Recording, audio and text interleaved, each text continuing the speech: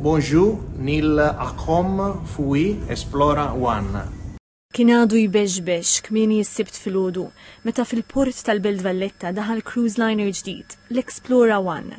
Baħar l-ewwel darba f'Awwissu tas-sena l-oħra u din hija l-ewwel darba li daħal f'Malta. Il-General Manager ta' Hamilton Travel u Hamilton Cruises, Yasmin Hamilton, qalet li dan huwa suq ġdid tal-Malta. Mhuwiex ovvjament aimed for families bit-tfal u family holiday, pero aktar tipiku għal min qed jiċċelebra l-anniversarju, min qed jiċċelebra graduation, xi ħaġa kbira, then this is the holiday for them. Ovvjament hopefully li iktar l-qoddim naraw anka il-Maltin tilajn jekk Alla jrid u nolqtu dik in-nix ta' nies ukoll.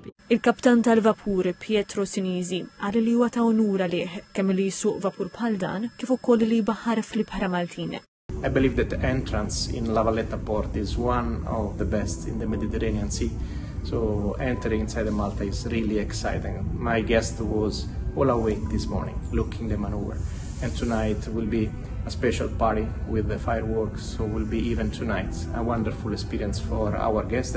Il-kap eżekuttiv tal-Valletta Cruise Port, Stephen Schwireb, qal li din is-sena qed jaspiraw li jaqbżu s-sena rekord tal-2019. Nisperaw li s-sena naqbżu figura ta' 900,000 passiġġier. Ovvjament, bħalma qed taraw qed ikunu ġranet sħaħ. Biżi konna iktar minn vapur wieħed ħafna ġranet ukoll. Tidher sena tajba ħafna. Semma wkoll il-kunċett tal-Flying Cruise li qal għadu popolari u minnu tgawdu wkoll l-ekonomija Maltija bit-turisti jfittxu li joqogħdu fil-lukandi kemm qabel u anke wara li jbaħru.